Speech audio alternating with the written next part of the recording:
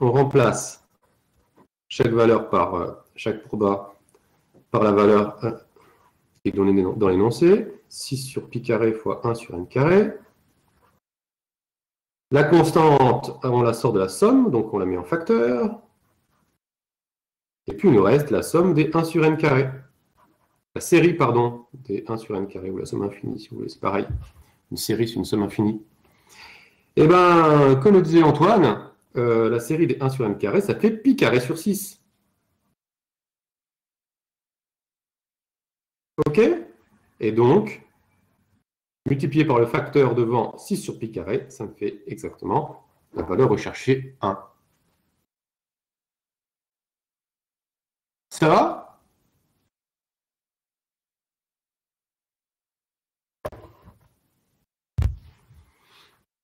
Est-ce que c'est bon pour vous?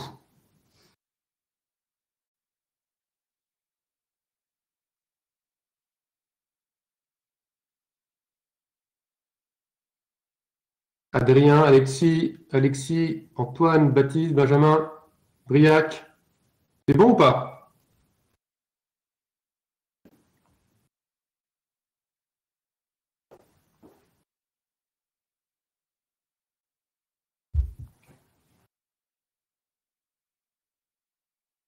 OK. Merci Benjamin, Raphaël, Lucien. OK. Donc,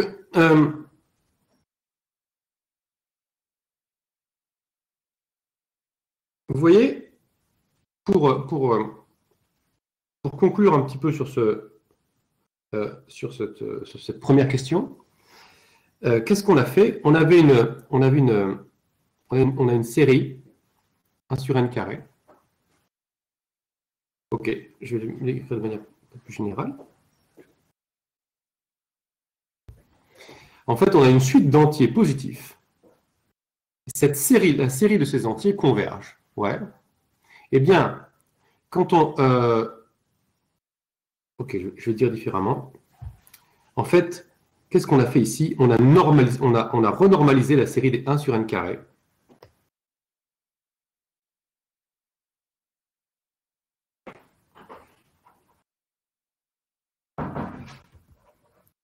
On a renormalisé la série des 1 sur n carré pour en faire une proba.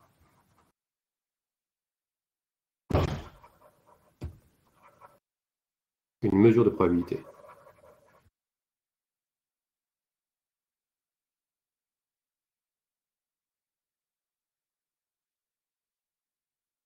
L'idée, c'est quoi?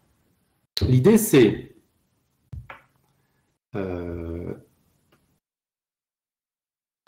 c'est que si vous avez, imaginez, je prends un peu plus de place, imaginez que vous avez une suite comme ça, AN, pour tous les entiers positifs, telle que la série des AN est convergente, okay. Elle est convergente et on connaît sa somme. Elle vaut, disons, grand M. D'accord? Grand M pour masse totale. Ouais, donc c'est une constante qui est finie. Je ne sais pas ce qu'elle vaut exactement. Disons pi carré sur 6. D'accord? Pensez à pi carré sur 6. Eh bien, du coup, ça veut dire quoi? Ça veut dire que la somme des AN divisée par grand M, ben la série, cette série-là, elle est toujours convergente, hein, puisque j'ai multiplié par une constante, mais maintenant elle vaut 1. Qu'est-ce que j'ai fait Ce que j'ai fait ici, c'est comme si j'avais multiplié par 1 sur m en facteur, somme des AN. Voilà ce que j'ai fait. Divisé par la masse totale de ma série, on dit que je l'ai renormalisé pour que sa somme totale fasse 1. Donc du coup, je peux ainsi définir, ah oui, avec des AN positifs. Du coup, si je pose probabilité pour que ma variable grand X soit égale à n, c'est AN divisé par la masse totale grand M, eh bien, je définis par ce procédé une loi de probabilité. Une mesure de probabilité.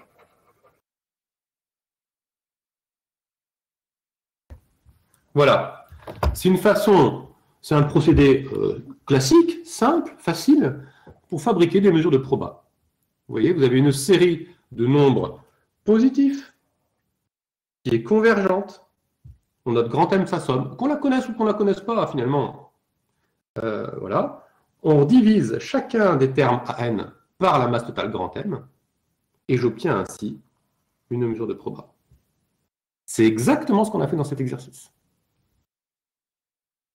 Puisqu'on a divisé la série des 1 sur n carré par la masse totale, pi carré sur 6. Ça va? C'est exactement ça. C'est exactement ce qui a été fait dans cet exercice.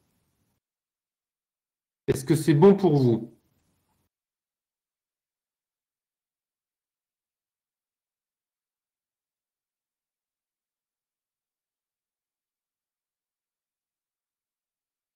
Paul, Pauline, Philippe, Pierre-Louis, Quentin, vous êtes là? Je check, hein, vous voyez? Je contrôle.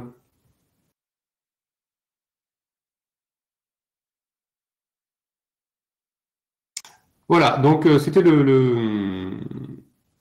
le sens de ce 6 sur pi carré, ben, c'est quand on divise AN par grand M. Quand on divise par pi carré sur 6, c'est comme si on multipliait par 6 sur pi carré.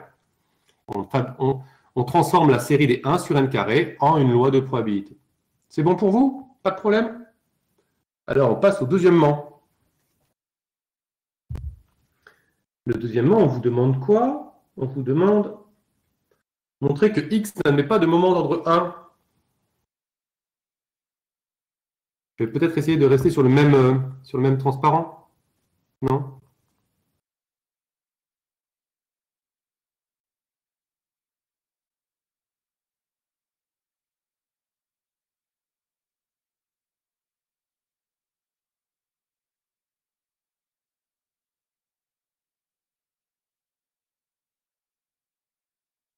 Je change alors? OK.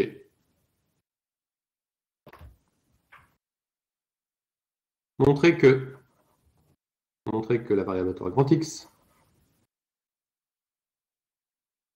n'admet pas de moment d'ordre 1.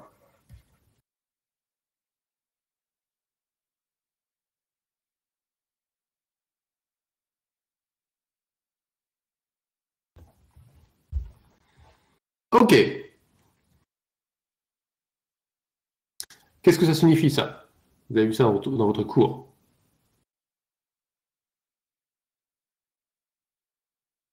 Cela a une définition.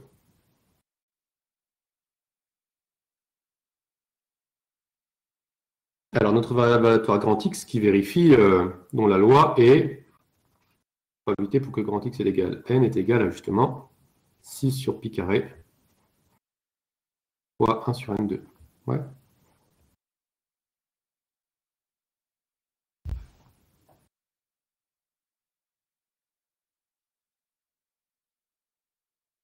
Alors, qu'est-ce que cela signifie? On n'admet pas de moment d'ordre 1. Ça a un sens, il faut le savoir.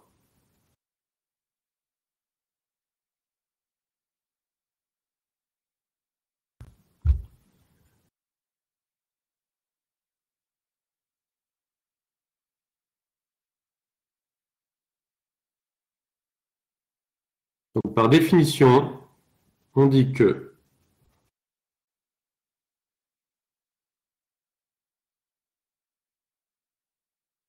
x admet un moment d'ordre 1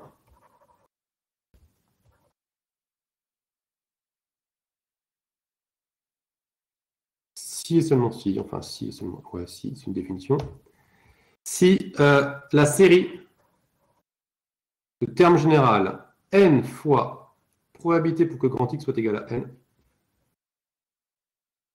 ici, est absolument convergente. Et puis ici, tout est positif, donc on peut mettre convergente.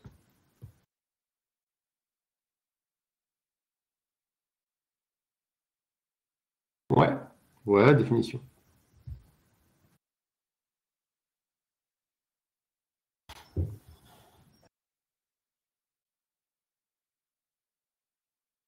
Donc, si on veut montrer que x n'admet pas de moment d'ordre 1, il faut montrer que cette série est divergente.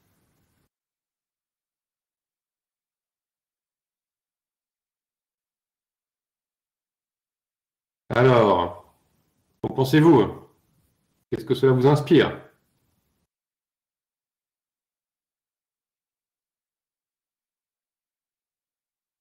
Oui, Lucien.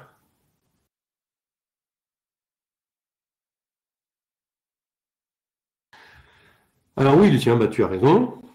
Ça va faire quelque chose de divergent. Alors, dans le cours, Philippe, en effet, on veut que ta série soit absolument convergente, parce qu'il se peut que, en fait, dans le cours, c'est moment d'ordre 1, si la série des x fois probabilité pour que grand X soit égal à petit x, où x est parcourt l'ensemble des valeurs que prend votre variable aléatoire, est absolument convergente. Ouais, vous avez ça dans le cours. Mais dans notre cas particulier ici, les valeurs, les probas, donc ça c'est toujours positif, mais x ici peut prendre des valeurs négatives ou positives. D'accord? Donc, donc cette série-là, elle n'est pas forcément un terme positif. Donc, être absolument convergent, ça a du sens. Par contre, dans le cas où on est dans le contexte de cet exercice bien précis, ici, là, le numéro 25, 26, eh bien, les valeurs, tous les termes ici sont positifs. Donc, être absolument convergent ou convergent, ici, c'est la même chose.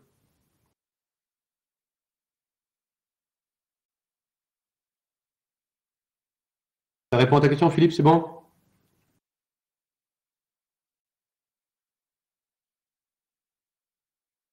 Ah, Philippe s'est déconnecté. Ma réponse ne lui a pas plu. Ok, pourquoi ça serait absurde, Damien?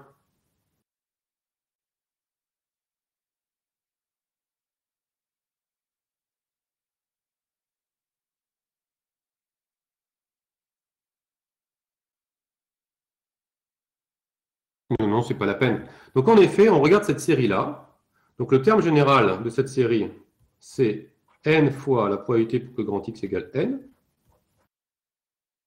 Donc on a du 1 sur n carré fois. Donc la constante devant, elle reste, mais en fait on s'en fout parce que c'est pas ça qui va rendre. C'est pas une constante qui va changer la nature de ma série. N divisé par n carré, ça fait 1 sur n. Et ça, c'est divergent par Riemann. Pourquoi? Parce que c'est du 1 sur n alpha. C'est du 1, c'est là. C'est 1 sur n alpha avec alpha égale 1. Ok? Donc ça, c'est divergent, pas de problème. Donc non, ma série n'admet pas de moment d'ordre 1. Voilà. C'était facile. Je voudrais quand même compléter. Comment c'est le cas, lorsque x, imaginez de manière plus générale, lorsque x admet un moment d'ordre 1,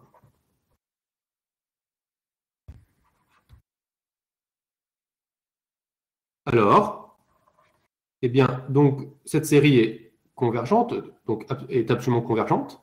Alors, on définit, on considère cette série-là est absolument convergente, donc convergente. Vous voyez? Là, je me mets dans un cadre un peu plus général. Ok? Eh bien, donc cette série-là, elle est bien définie. Et on note cette série grand E de x. Et on dit que c'est l'espérance de x. Oula. Je vais prendre un peu plus de place.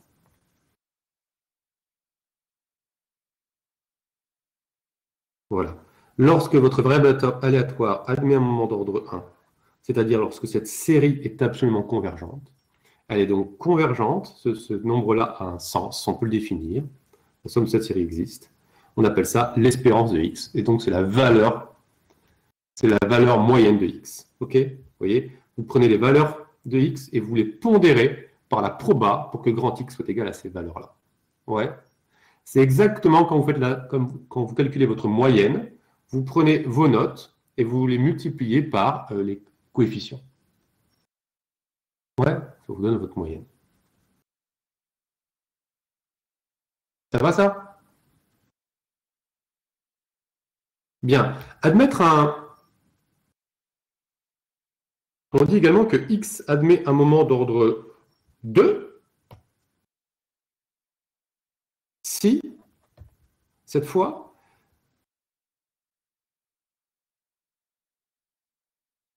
c'est la série des x au carré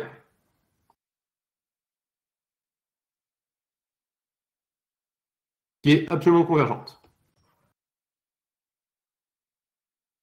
On dira que votre variable aléatoire admet un moment d'ordre 3. Alors, attendez. Le 2 est ici. Tac. Moment d'ordre 3. Si votre série, cette série-là avec des x à la puissance 3 est convergente. Est absolument convergente, pardon. Vous avez vu ça dans votre cours, il me semble? Un moment d'ordre infini? Presque, oui, presque. Je vais te dire ça après, Lucien. Donc, vous voyez, on appelle ça des conditions. L'ordre revient à montrer.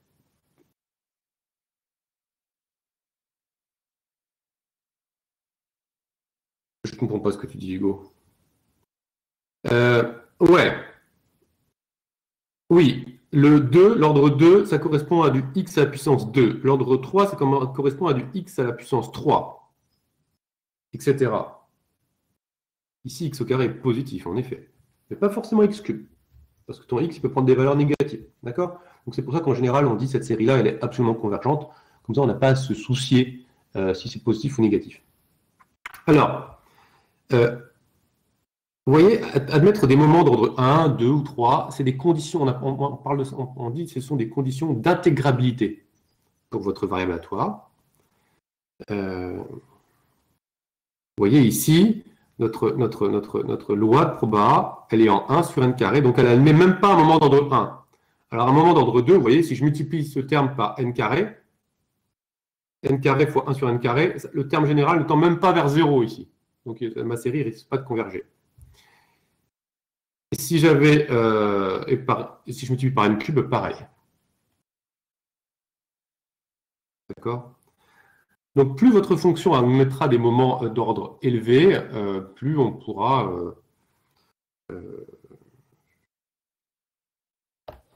comment dire,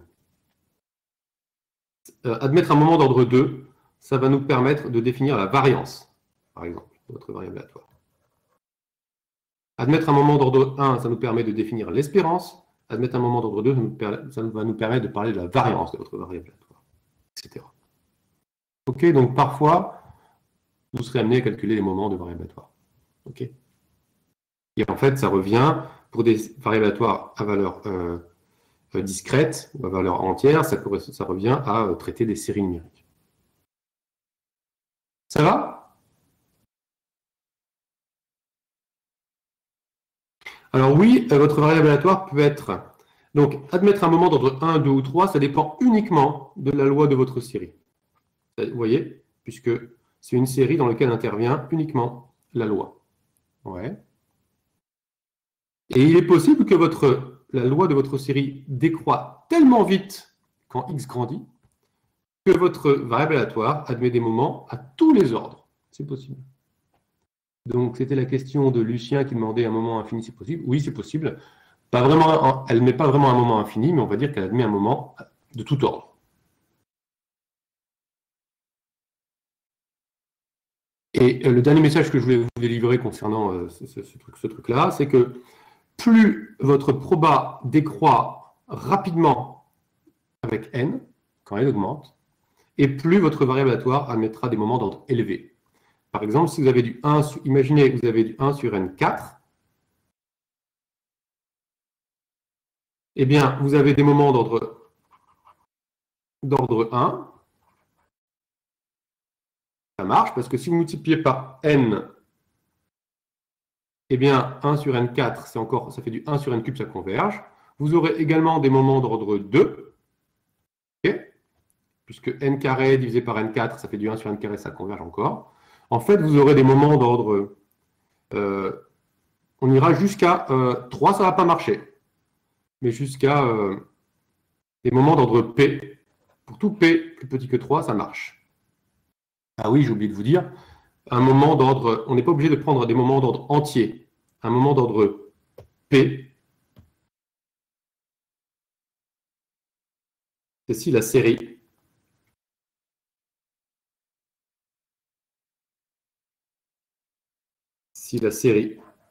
des x à la puissance p, p est une puissance positive, hein, est absolument convergente. Voilà, donc un p pas forcément entier, un p à n'importe quelle puissance réelle. Donc là, vous voyez, puis, ok, donc je dis pour 1, pour 2, pour 3, pour p, mais pas forcément entier. Si par exemple votre loi de proba c'est... Alors, ce sera pas 6 sur pi carré devant, hein, il faudra une autre constante de normalisation évidemment. Et si c'était ça, une constante fois 1 sur n4, eh bien vous aurez des moments de tout ordre p, pour tout p, strictement plus petit que 3. Ça va? Et donc là, ce qu'il faut bien avoir en tête, c'est que plus votre proba tend rapidement vers 0 avec n, et plus vous mettrez des moments d'ordre élevé. C'est bon pour vous?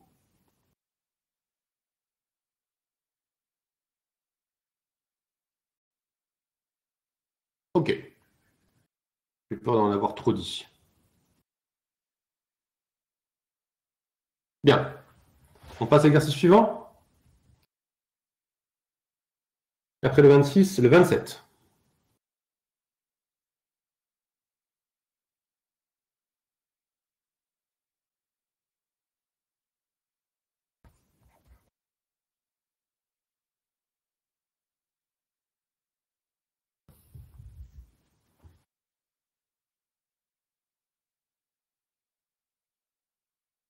Alors, l'exercice 27 traite des fonctions de répartition.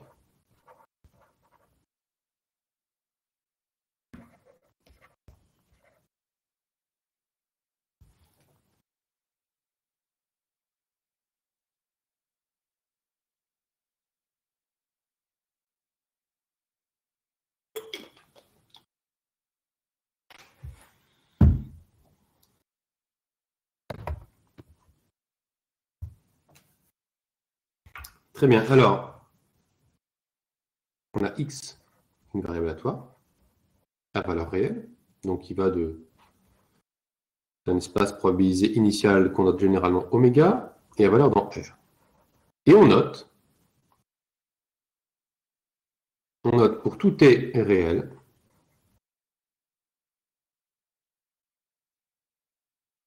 f de t, c'est la probabilité pour que ma variable aléatoire soit inférieure ou égale à t. Ouais, donc si vous voulez, c'est la proba pour que de l'ensemble des petits oméga qui appartiennent à grand oméga, tels que grand x oméga plus petit que t, ou encore, toujours des réécritures, c'est la proba de l'image réciproque par l'application grand X de l'intervalle moins l'infinité, fermé en T. Fermé en T parce que j'ai un inférieur ou égal ici. Voilà.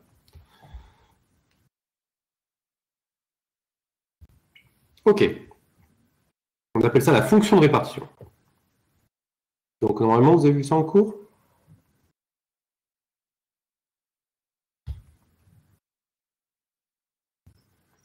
OK, parfait. Donc c'est un outil très pratique. Un outil très pratique en probabilité. Donc, il faut bien savoir manipuler cet objet.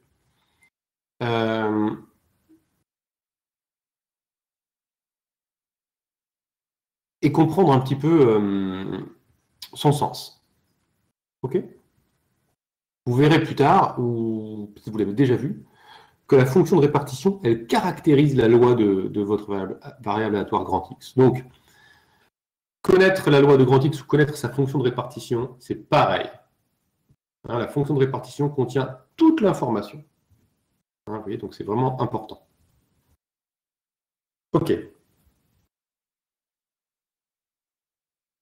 Donc, je vais vous faire... Alors, en fait, dans cet exercice 27, on propose de démontrer plusieurs propriétés de la fonction de répartition. Alors,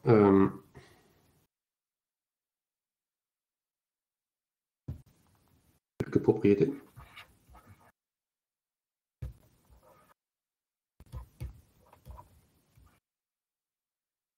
Ben, la fonction de répartition,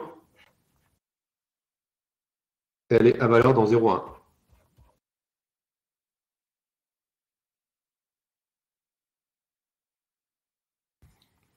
Pourquoi? Ça, c'est facile, puisque la fonction de répartition, c'est une probabilité, qu'une proba est à valeur dans 0, 1. Ouais. Je vais faire un graphe, un dessin. Oups, ça, c'est pas très joli.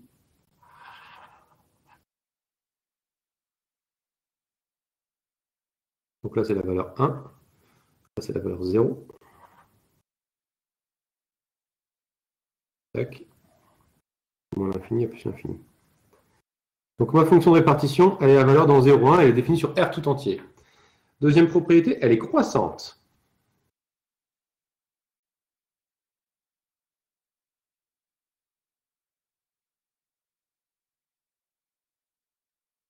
Elle est croissante.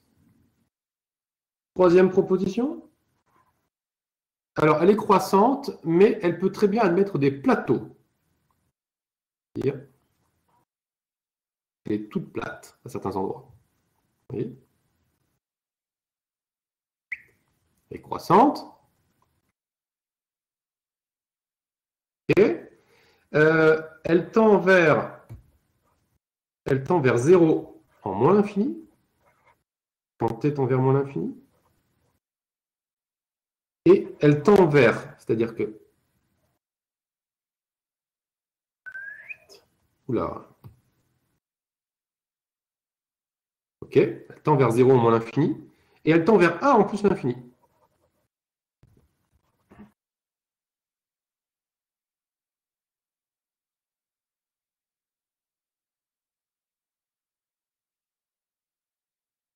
OK? Elle tend vers 1. Elle peut d'ailleurs atteindre 1 plus tôt que... Elle peut atteindre 1 ici, disons. Vous voyez ? Par exemple. C'est possible. Comment je fais ?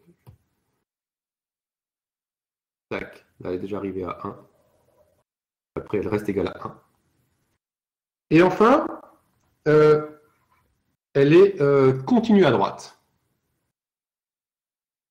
Et pas forcément à gauche. Voici les premières propriétés. Alors, ça veut dire qu'on peut avoir, ici, elle peut avoir un saut, paf, et puis on repart d'ici. Tac. Vous voyez? Donc, en ce point-là, c'est 0. Ma fonction de répartition est discontinue. Elle est continue à droite, c'est pour ça que j'ai mis un point ici, mais elle n'est pas continue à gauche. C'est pour ça que j'ai fait ce petit truc-là. On saute. OK, est-ce que vous avez vu ces propriétés en cours? Mais sans doute, vous ne les avez pas démontrées, puisque c'est l'objet de cet exercice.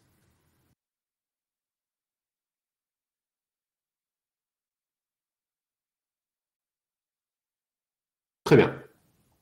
Alors, avant de démontrer ces propriétés, je voudrais que vous compreniez un petit peu ce que ça signifie.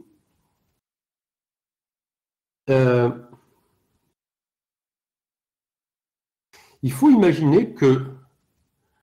Donc, fonction de répartition, c'est quelque chose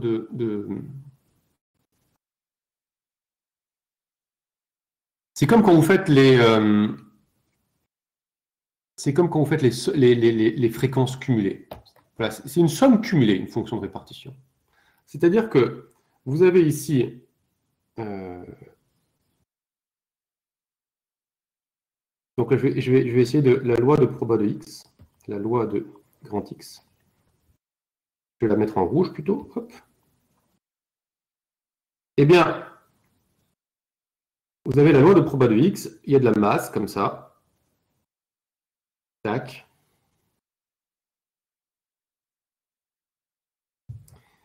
Alors, hop. Là, il y a de nouveau de la masse comme ça. Là, pof. Il y a un gros pic. Voilà. Et puis, il y a encore de la masse. Comme ça. Comme ça. Et après, il n'y en a plus. Donc, vous voyez, fonction de répartition, c'est la valeur qu'elle prend ici, en un point, d'accord? Eh bien, c'est égal, par définition, en un t, si ici c'est t, c'est toute la masse que la proba pour laquelle x est plus petit que t. OK? Donc, c'est comme si, vous voyez, vous avez un profil qui correspond à la loi de proba de x. Eh bien, c'est comme si vous veniez de gauche vers la droite avec un chasse-neige, et imaginons la neige, c'est la loi de proba de x, et vous ramassez comme ça toute la neige. Donc, vous avez de plus en plus de neige, c'est pour ça que c'est croissant. OK, vous voyez, là, vous ramassez de la neige comme ça, donc ça augmente, je ramasse de plus en plus de neige, tac. Ah, quand j'arrive ici, là, grand X, il n'y a pas de... La loi de grand X ne charge personne ici, donc je n'ai pas de neige. Donc quand je continue à pousser avec mon chasse-neige ici, la quantité de neige que j'ai ne va pas augmenter. Vous voyez, ça reste plat. Jusqu'à un certain point, où là, il y a de nouveau de la neige, donc ça augmente de nouveau. Tac, tac, tac, tac, tac. Et puis là, il y a carrément un saut en ce point T0. Là, il y a une montagne de neige. Donc d'un coup, paf, je prends 1 mètre cube en plus. OK. Donc j'ai un saut, ce qui explique le saut. Et puis ensuite, je continue à ramasser encore un peu de neige, encore un peu de neige. Hop, là, quand je suis arrivé ici, j'ai ramassé toute la neige. Donc après, je suis arrivé à 1. C'est la somme de... Parce que le volume de toute ma neige, c'est 1. Et puis après, il n'y a plus rien à ramasser. Donc je suis à 1 et je reste à 1. Vous comprenez un petit peu cette image avec comme une espèce de somme cumulée. C'est exactement où, imaginez, avec la crise sanitaire actuellement, grand X, ça serait le nombre de... Bon, c'est pas très gai, mais le nombre de morts par jour. Donc c'est quelque chose qui augmente, qui diminue, qui parfois vaut 0. Et la fonction de répartition, c'est le nombre de morts cumulés depuis le début de la crise sanitaire. Ça va? C'est bon pour vous? OK.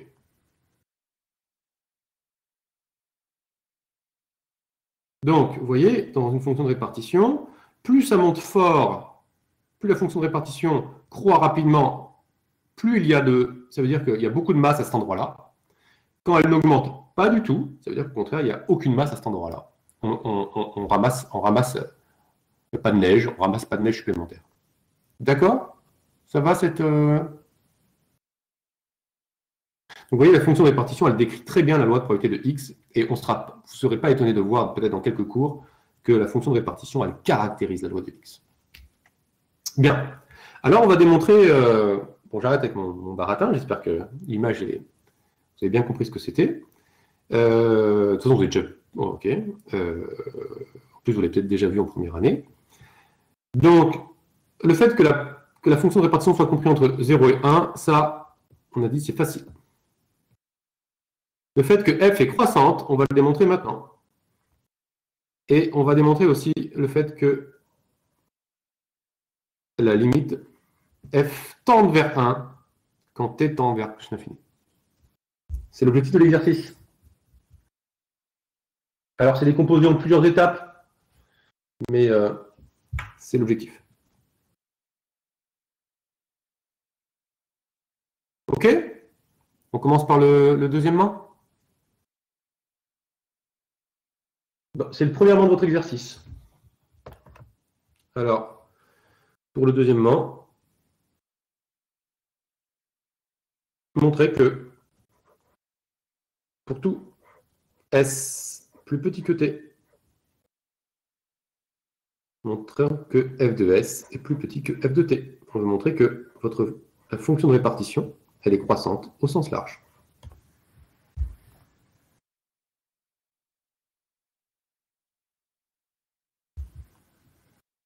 Je vous laisse réfléchir.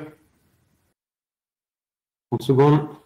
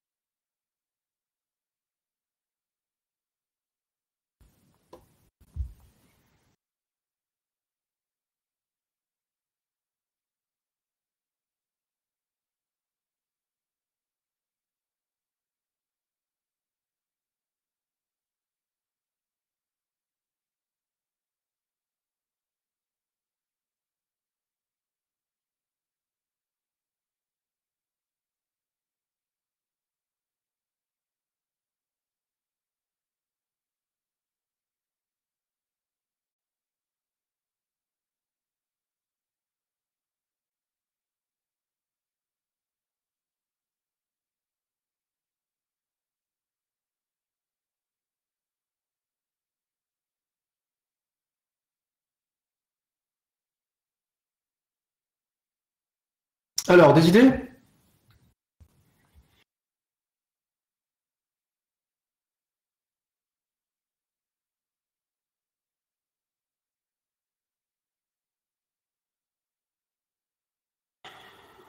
Oui, non. Quelle est la définition? Cela revient à prouver que la probabilité pour que x soit inférieur ou égal à s est plus petit que la probabilité pour que grand X est plus petit que T. Voilà ce que l'on doit montrer.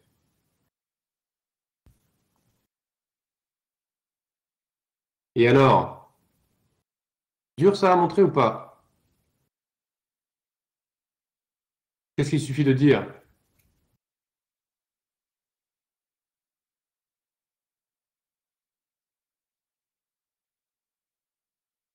Damien, je t'écoute, je te lis. J'attends de te lire.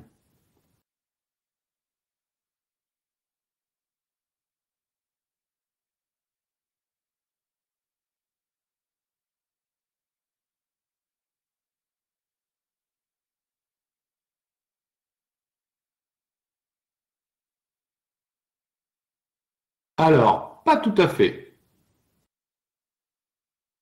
Non, Damien. En effet, S est plus petit que T. Mais être plus petit que S, ça veut dire être plus petit que... Regarde, Damien. Là, tu vois, tu as S. Là, tu as T. Être plus petit que T, ça veut dire être plus petit que S et être entre S et T. Voilà ce que ça veut dire. Ça ne veut pas dire être plus petit que T moins S ou je ne sais pas quoi. D'accord? Ça va ça? Être plus petit que T, ça veut dire être à gauche de T. Bon, bah, être à gauche de T, ça veut dire être à gauche de S ou être entre S et T. D'un point de vue ensembliste. Vous êtes d'accord? Si je fais moins d'un mètre 80, ça veut dire que je fais moins d'un mètre 70 ou entre 1m70 et 1m80. N'est-ce pas? Ok. Bon, mais regardez. être plus petit que S, c'est l'événement que j'ai représenté en rose ici. Tandis que être plus petit que T, c'est l'événement que j'ai représenté en bleu ici. L'intervalle, l'ensemble rose est inclus dans l'ensemble bleu. Donc la proba du plus petit est plus petite que la proba du plus grand.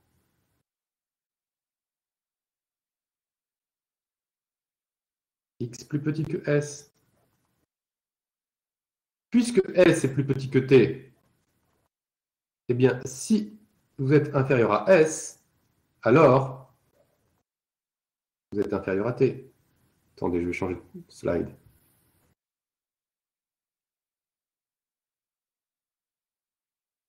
Ça implique que cet événement-là est inclus dans l'événement X plus petit que T. Pourquoi? Si on donne oméga qui appartient à ce premier événement, grand X plus petit que S, ça veut dire quoi? Ça veut dire que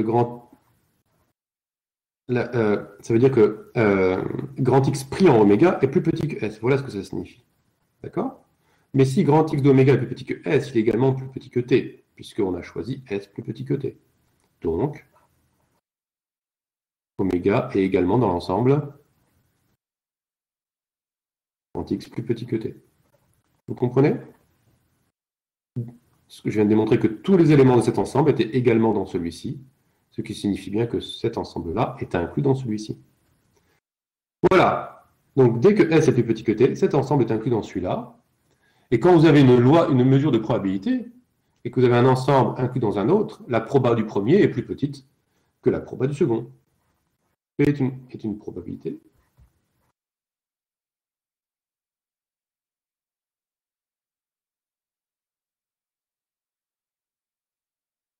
Donc, la proba du petit événement sera inférieure à la proba du plus gros événement.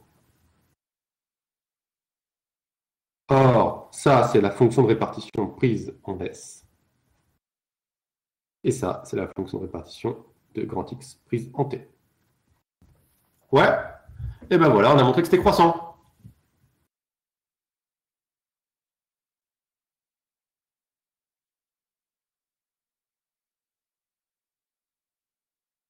Hein, vous voyez, avec mon image de somme cumulée, où je ramasse de la neige, eh bien, si je ramasse la neige de là jusqu'à ici, eh ben, j'en aurai moins que si j'en ramasse de là jusqu'à là. Si je m'arrête là, en partant d'ici, si je m'arrête là, j'aurai ramassé moins de neige que si je vais jusque là. Vous comprenez? Ça vous va, ça? Donc, c'est bien une fonction croissante, la fonction de répartition.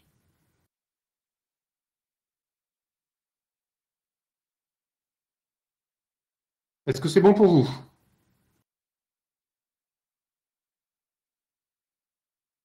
Benjamin, d'accord. Les autres? Pierre-Louis? Hugo, c'est bon.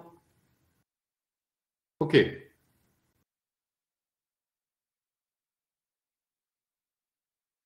Donc, on a montré que notre fonction était croissante.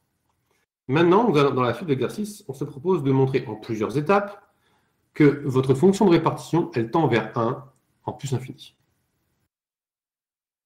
Donc, on veut montrer maintenant que la fonction de répartition, elle tend vers 1 en plus infini.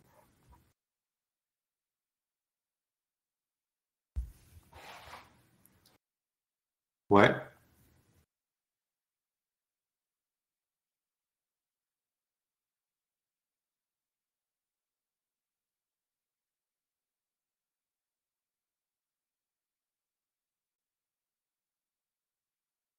Alors, plusieurs étapes vous sont proposées pour montrer ce truc-là.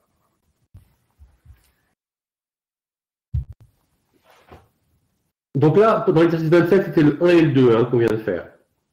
Premièrement. Donc, pour montrer que f de t tend vers 1 quand t tend vers l'infini, on propose de le faire en plusieurs étapes. On va se donner d'abord une suite. Donc là, c'est le troisièmement. soit Tn une suite croissante de réels,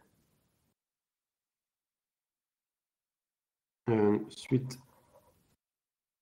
croissante qui tend vers l'infini.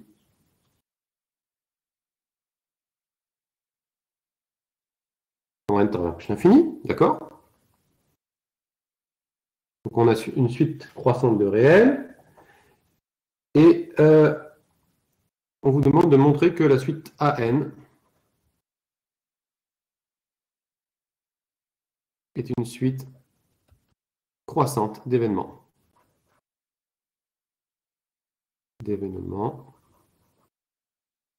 Où AN, bah, c'est justement le fait que grand X soit plus petit que Tn. Ok. Ensuite, on vous demande de en déduire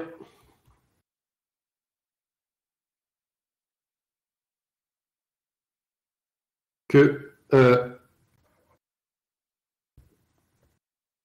grand F pris en Tn, eh bien, si on fait tendre n vers l'infini, on obtient 1 comme limite. C'est-à-dire que grand F tend vers 1 le long de la suite Tn, et on veut en déduire que c'est vrai, quelle que soit la façon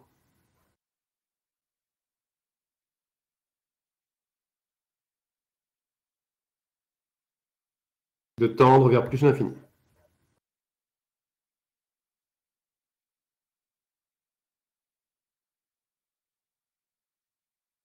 Ok, voilà le programme. Et donc, on aura bien démontré ce que j'écris en violet ici. Ça va?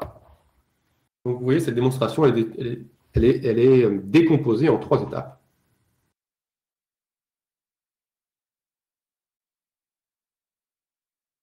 Bien, allons-y. La première est très facile.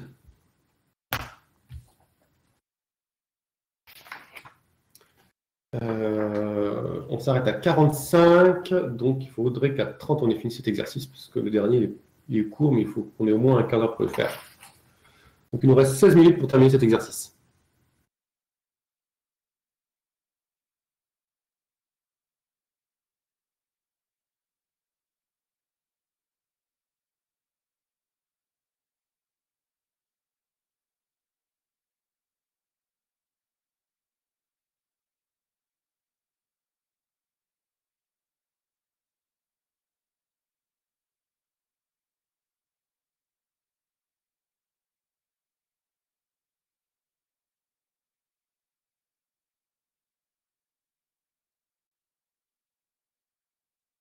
Alors, pour le troisièmement, comment on fait?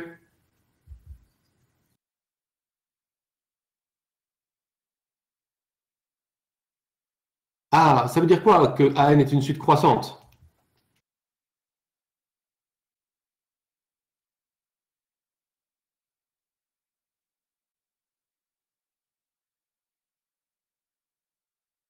Une suite croissante d'événements, ça signifie quoi?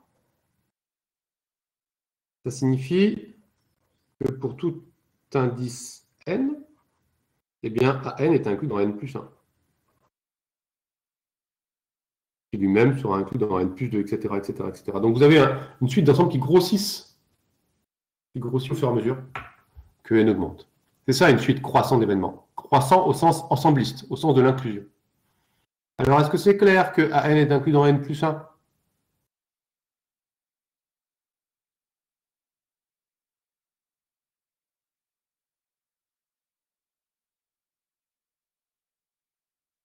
C'est clair pour vous ou pas?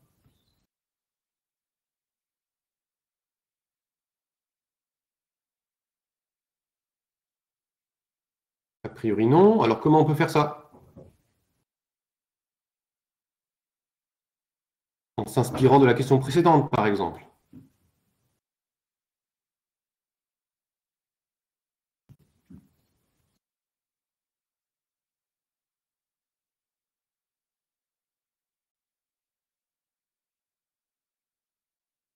Croissance majorée, me dit Damien. Plus simple. Plus simple. Regardez ce qu'on a fait dans la question précédente.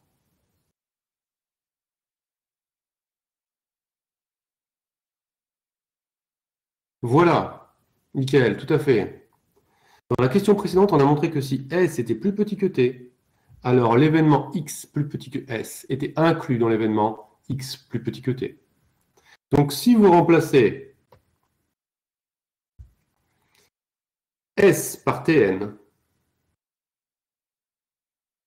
et T par Tn plus 1, comme c'est une suite croissante, on a bien que Tn est plus petit que Tn plus 1, et donc cet événement-là sera inclus dans celui-là.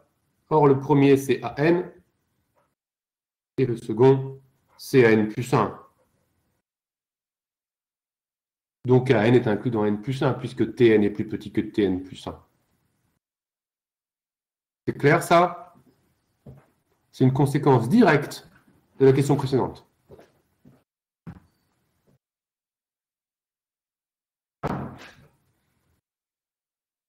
Je pense que ce n'est pas la peine que je rédige la correction. C'est bon pour tout le monde. Oui? OK. C'est une application directe de la question précédente. Au lieu de prendre S plus petit que T, on prend Tn et Tn plus 1. L'un est plus petit que l'autre. Et c'est bon. Conséquence de la question précédente.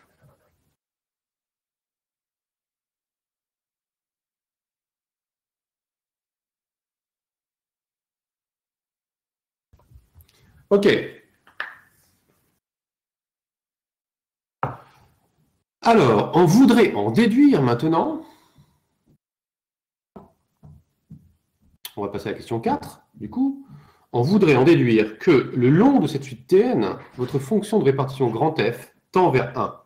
Admet une limite déjà, et tend vers 1.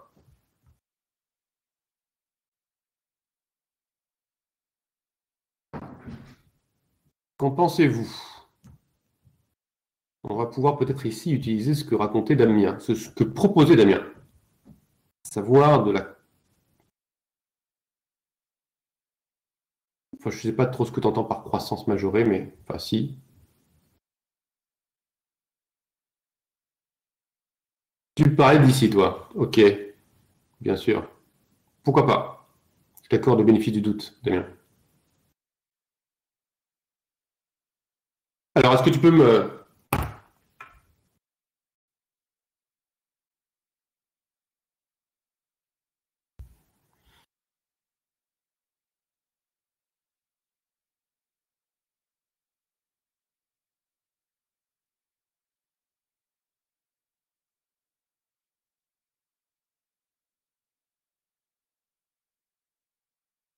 Les autres, des suggestions?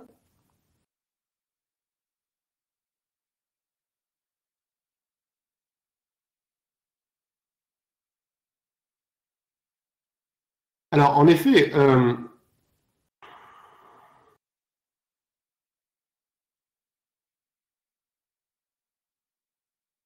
qu'est-ce que propose Damien?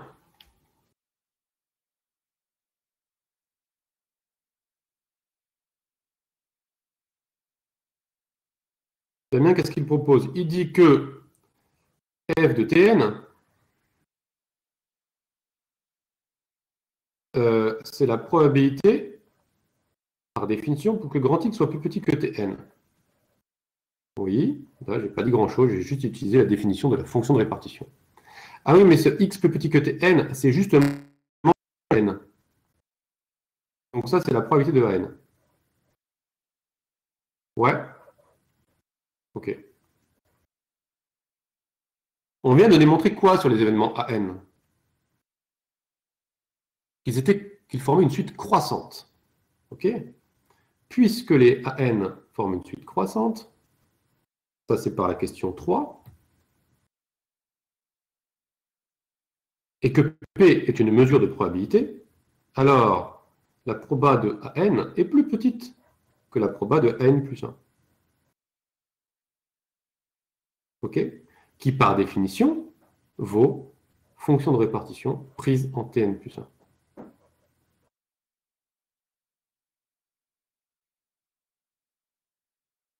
Est-ce que cette suite-là d'égalité et d'inégalité est claire pour vous?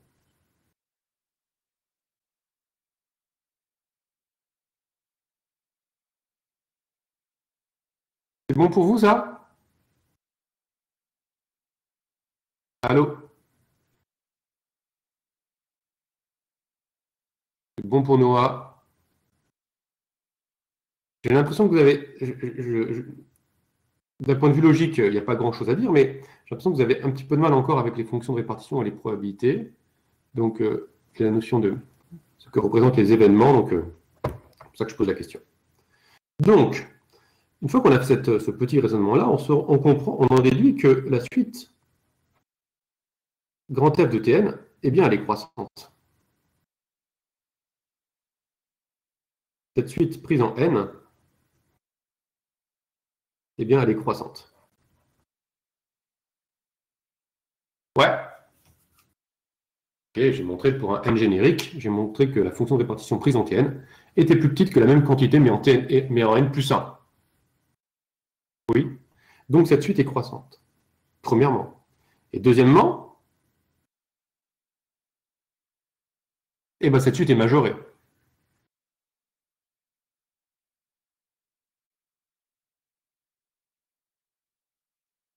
Par 1. Rappelez-vous, c'est ce qu'on avait vu ici. C'est la première propriété des fonctions de répartition, c'est qu'elles sont comprises entre 0 et 1, donc en particulier, elles sont majorées par 1. Ah oui, ce sont des probas. On a donc une suite. Conclusion.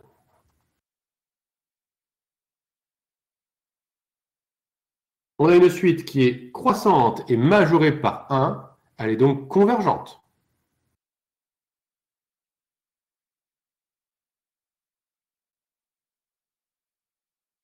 Cette suite est donc convergente. Donc la limite de f de Tn, quand n tend vers l'infini, elle existe. Et d'ailleurs, elle est plus petite que 1, puisque tous les termes de la série sont majorés par 1. Mais je ne sais pas encore qu'elle vaut 1. Je sais que cette limite existe, donc voilà, et qu'elle est plus petite que 1. Il me reste encore à démontrer qu'elle est vraiment égale à 1. Ouais. Ça va pour vous?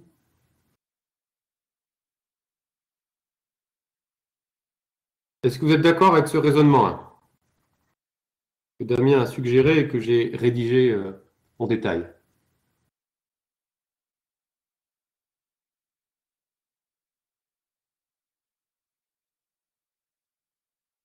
Oui, c'est bon?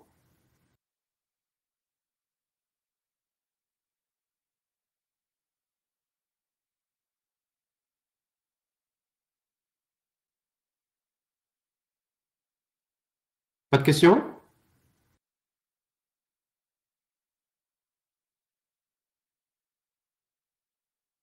Ok, très bien. Merci, Luna. Donc la limite des f de Tn existe. Elle est plus petite que 1. Il ne reste plus qu'à montrer qu'elle est bien égale à 1.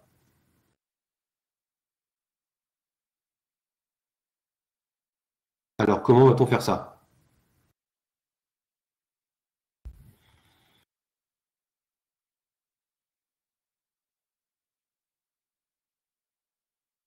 Antoine me demande, est-ce qu'on peut dire que an inclus dans n plus 1 implique que p de n, quand n tend vers l'infini, est égal à 1?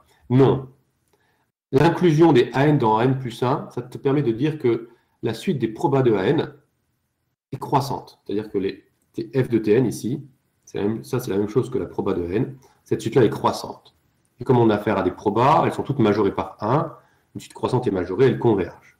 Mais ça ne suffit pas pour dire que la limite est égale à 1. Il faut un argument supplémentaire. Lequel? Il y a un truc qu'on n'a pas, il y a une hypothèse qu'on n'a pas encore utilisée ici. Sur la suite Tn. Qu'est-ce qu'on sait sur la suite Tn?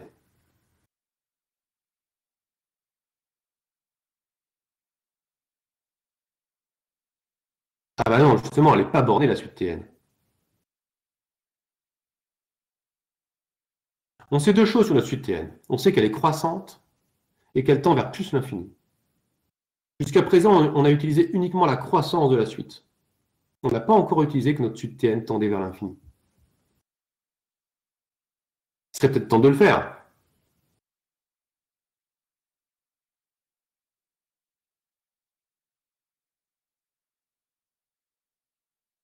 Ok, donc moralement, après on va écrire des maths proprement, mais moralement, qu'est-ce qui va se passer? Puisque votre suite Tn, elle tend vers plus l'infini, il sera de plus en plus facile pour votre variable grand X d'être plus petit que Tn. Si bien que, imaginez Tn égale 1000, eh bien, probable pour que grand X soit...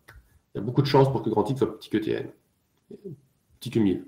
Si on passe à 1 million, il y a encore plus de chances. Si on passe à Tn égale 1 milliard, on a encore plus de chances.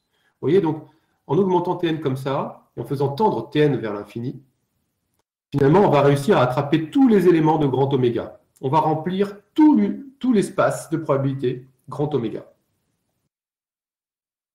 Donc, nos AN grossissent, et comme Tn, la borne, tend vers plus l'infini, on va réussir par attraper tout le monde.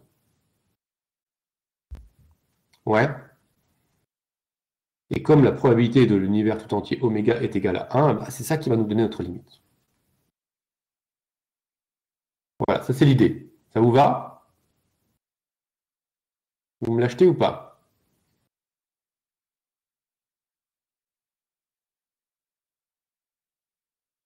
Bien. Maintenant, on va l'écrire proprement. Maintenant qu'on est un peu convaincu par l'idée, on va essayer d'écrire ça proprement mathématiquement. Alors, je vais changer de transparent. Je vais mettre en rouge, disons. OK. Ce que je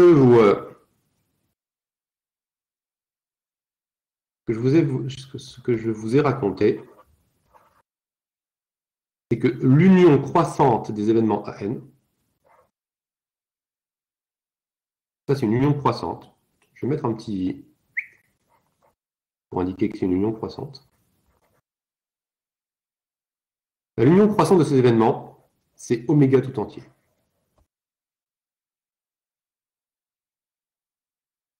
Ça, on va le démontrer. Mais, sous cette hypothèse, sachant cela,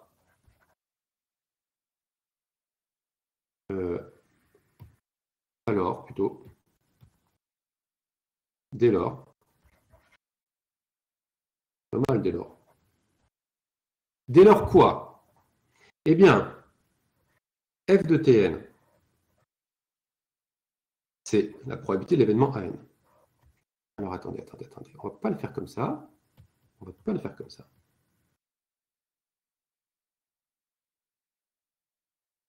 La probabilité d'une union croissante d'événements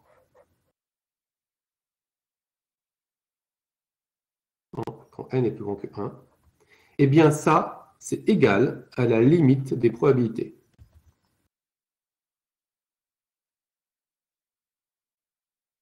Quand n tend vers l'infini. Ça, vous avez dû voir ça dans votre cours. Je cherche.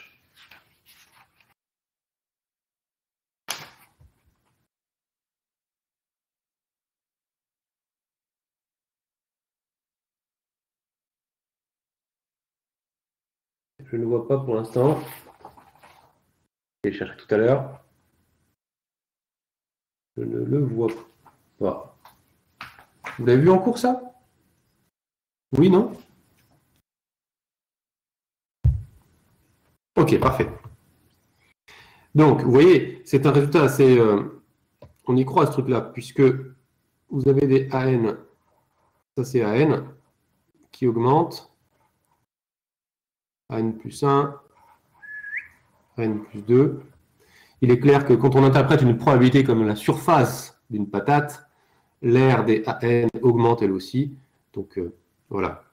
L'union des AN, c'est l'ensemble final. C'est bien égal à la limite des aires des AN. Ouais. OK. Donc, d'un côté, ça passe en rouge. D'une part, ça, c'est par définition, la probabilité de AN, c'est la fonction de répartition pris en TN. Donc je récupère la limite que je recherchais à droite, ici. Et de ce côté-là, eh bien, en ayant admis que l'union des AN, c'était l'univers tout entier, en fait, ce truc-là, c'est rien d'autre que la proba de l'univers tout entier, et donc c'est 1. Voilà d'où il vient mon 1. Il vient du fait que la limite des probas, c'est la proba de l'union des AN, qui elle-même, cette union, vaut l'univers tout entier, et la masse totale de l'univers, c'est 1, parce que j'ai affaire à une mesure de probabilité.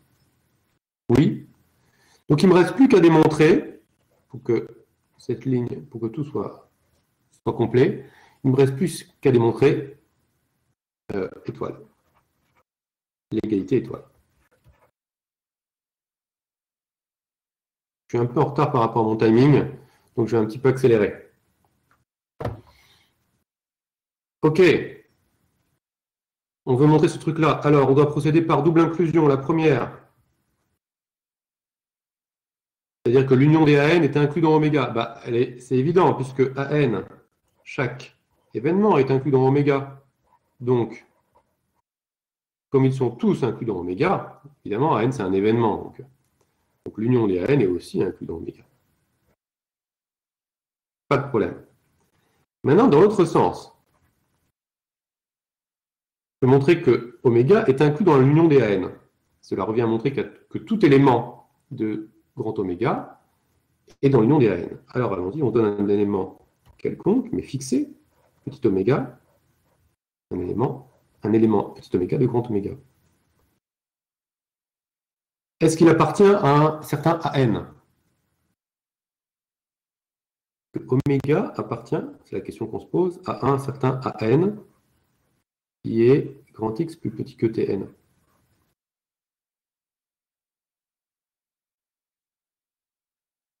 Pour un certain N.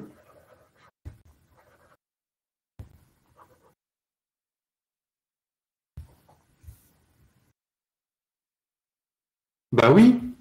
Pourquoi?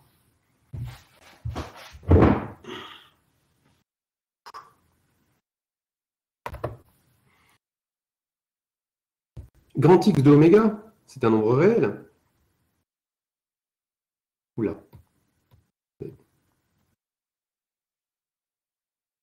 Ça, c'est un nombre réel. Et comme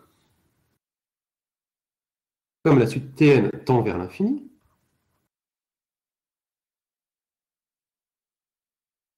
eh bien, je peux trouver, comme elle tend vers l'infini, à partir d'un certain rang, elle est plus grande. Je peux trouver donc un certain Tn0, un certain indice N0, tel que, eh bien, Tn0 est plus grand que la valeur grand X de oméga.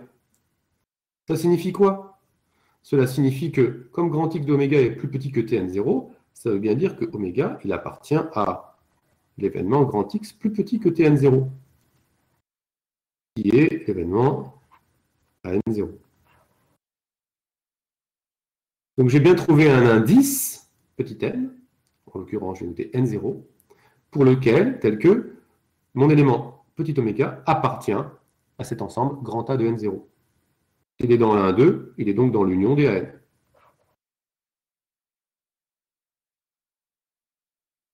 Ok, je viens de montrer que n'importe quel élément petit oméga de grand oméga appartient à l'union des AN. Ça veut dire que grand oméga est bien inclus dans l'union des AN.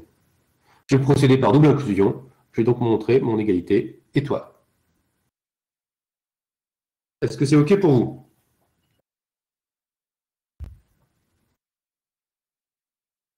Vous avez des questions?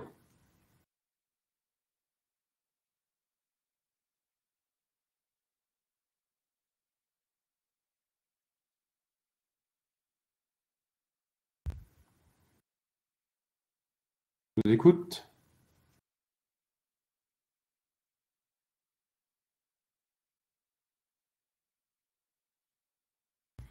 Sur la diapo avant. Oui, Nada, dis-moi.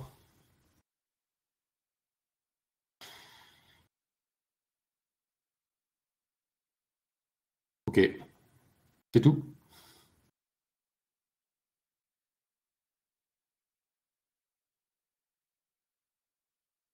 Voilà, donc on a prouvé, que la limite de grand F de Tn était égale à 1. D'accord? Donc montrer que cette limite existait, était petite que 1, c'était ce que j'ai écrit en orange ici, c'était l'argument de Damien, c'était pas très difficile, hein, une suite croissante et majorée. Par contre, pour montrer que sa limite était bien égale à 1, il fallait travailler un peu plus. Il fallait dire, notamment, il fallait démontrer cette identité étoile-là, c'est-à-dire qui dit que l'union des AN, en fait, on arrive à attraper oméga tout entier. C'est-à-dire que quand Tn tend vers, parce que Tn tend vers l'infini, l'union des événements x plus petits que Tn, eh ben, on finit par attraper oméga tout entier. Oui, oui, tu vois, Damien, on aurait pu faire la partie rouge sans la partie orange que tu avais dite avant. Tout à fait. Mais bon, c'était ton argument, et puis c'est quand même la première chose à laquelle on pense. Donc ça a du sens de réfléchir à ça, quoi. C'est pour ça que j'en ai parlé. OK?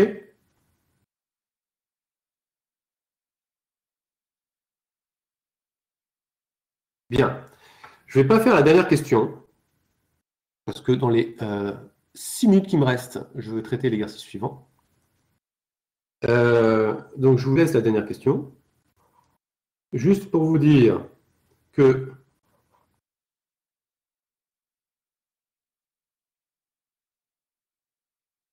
il faudra utiliser que f est croissante, et puis le fait que dès que vous avez une suite qui tend vers plus l'infini, alors la limite de grand F, c'est 1. Et ça, c'est vrai pour n'importe quelle suite. Pour n'importe quelle suite croissante, pardon, qui tend vers plus l'infini, la limite selon cette suite de grand F, c'est 1. Donc vous devriez en déduire sans trop de difficulté que, quelle que soit la suite qui tend vers l'infini, croissante ou non, eh bien vous devriez avoir 1 comme limite. OK? Je vous laisse faire ça à la maison. Bien. Donc j'ai pris trop de temps sur les fonctions de répartition, il ne me reste plus que 5 minutes pour faire le dernier petit exercice, qui est l'exercice 28. Hop.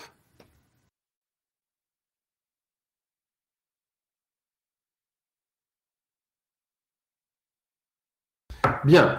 On vous demande de tracer les fonctions de répartition, calculer et tracer la fonction de répartition, ça, FDR, c'est fonction de répartition, d'une variable aléatoire grand X qui suit la loi de Bernoulli de paramètre P. OK? Et il faudra faire ensuite la même chose lorsque grand X suit une loi de Poisson, paramètre lambda. Alors, je vous rappelle ce qu'est une... comment il est défini? Si grand X suit une loi de Bernoulli de paramètre P, ça veut dire quoi? Ça veut dire que grand X vaut soit 0, soit 1. C'est tout. Qu'elle vaut 1 avec probabilité P et 0 avec probabilité 1 moins P. Oui. C'est un pile ou face, en fait. Pile, disons, c'est 1 avec probabilité P, et face, c'est 0 avec probabilité 1 moins P.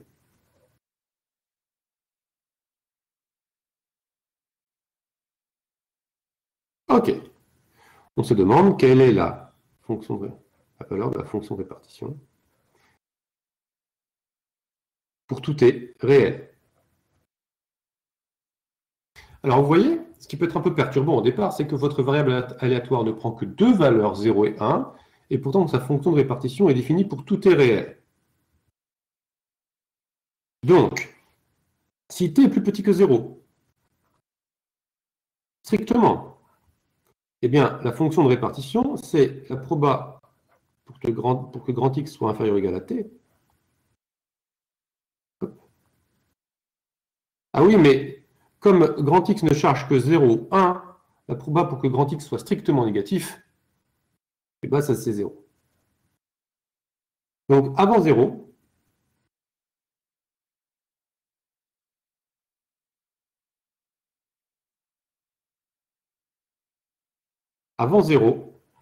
ici j'ai 0, ici j'ai 1, votre fonction de répartition,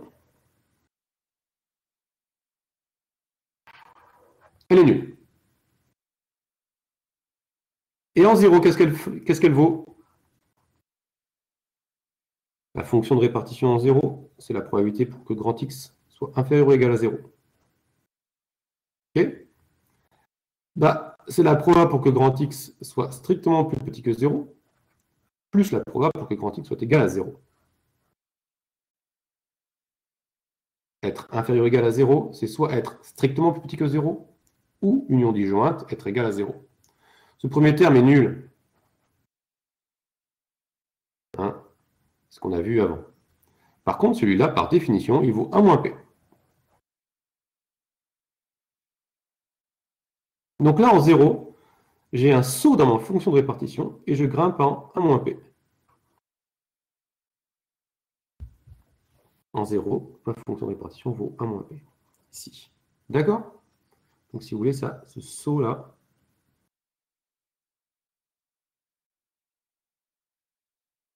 ça représente 1 moins P. OK.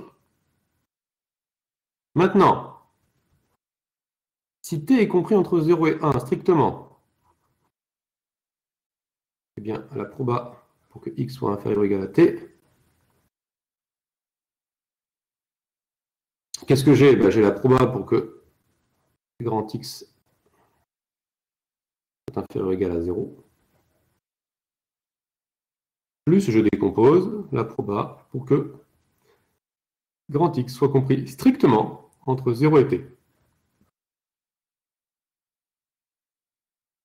Ce morceau-là vaut 1 moins p, okay, parce que c'est la proba pour que on va calculer ici. Et celui-là, comme t est... en fait, je demande à grand X d'être entre 0 et 1, entre 0 et t est strictement plus petit que 1. Donc ce truc-là vaut 0, puisque X ne charge que les valeurs 0 et 1. Donc finalement, vous voyez, jusqu'en 1 exclu, je suis égal à 1 moins t. Donc j'ai un palier là. J'ai un plateau. Bon, et puis vous verrez que, après, pour t égal à 1 ou même supérieur ou égal à 1, je vais finir un peu rapidement parce qu'il est 45, et bien la probabilité pour que grand X soit inférieur ou égal à t, là, puisque t est supérieur ou égal à 1, vous avez bien la probabilité pour que grand X soit égal à 0, plus la probabilité pour que grand X soit égal à 1. Donc vous avez 1 moins p plus p, la somme des deux de ces deux quantités-là, donne bien 1. Donc en 1, vous faites un saut en 1, et puis après, vous restez égal à 1 au cours du temps. Donc ce deuxième saut, c'est un deuxième saut qui est de hauteur P, il représente la proba de valoir 1. Donc vous voyez, votre fonction de répartition dans ce cas, elle est constante par morceau, et elle fait des sauts quand on traverse les valeurs qui sont chargées par votre variable aléatoire grand X. Donc elle est constante égale à 0, elle est constante et nulle jusqu'en 0 où là, hop, on saute en 1 moins P, on prend d'un coup une masse de 1 moins P. On reste constant jusqu'à 1, enfin jusqu'à 1 moins, parce que là, il ne se passe rien entre 0 et 1. C'est le calme complet. Et en 1, on prend encore une masse de P. Donc on saute de nouveau de P, comme on était à 1 moins P, on arrive en 1. Bon, ben, là, on a ramassé toute la masse qu'il y avait à ramasser, on reste égal à 1 jusqu'à l'infini. Ça va?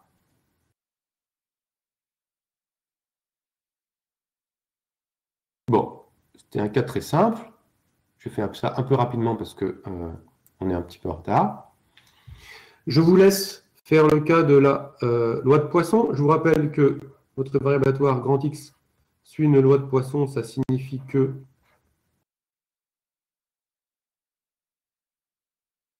loi de Poisson de paramètre lambda, cette proba, c'est exponentielle moins lambda fois lambda à la puissance k sur k factoriel.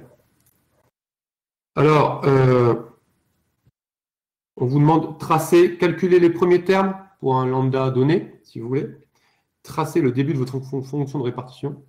De toute façon, vous ne pourrez pas dire grand-chose dans ce deuxième cas, puisque la fonction de répartition, puisqu'on ne sait pas calculer, on n'a pas de forme de calcul de forme agréable pour les sommes partielles de cette série-là. Donc, essayez pas de trouver des formules particulières. Vous allez avoir quelque chose qui est en escalier et qui va sauter à chaque fois que vous traversez un entier, qui va sauter de la valeur de la proba correspondante. D'accord? C'est bon pour vous? Ok. Eh bien, désolé pour le retard. J'ai un petit peu traîné sur les fonctions de répartition, mais c'est quelque chose de très très important, c'est l'exercice précédent. Je vous souhaite une bonne journée, une bonne semaine, et puis on se voit dans une semaine, jour pour jour, et en présentiel cette fois. Ok, au revoir, bonne journée, ciao.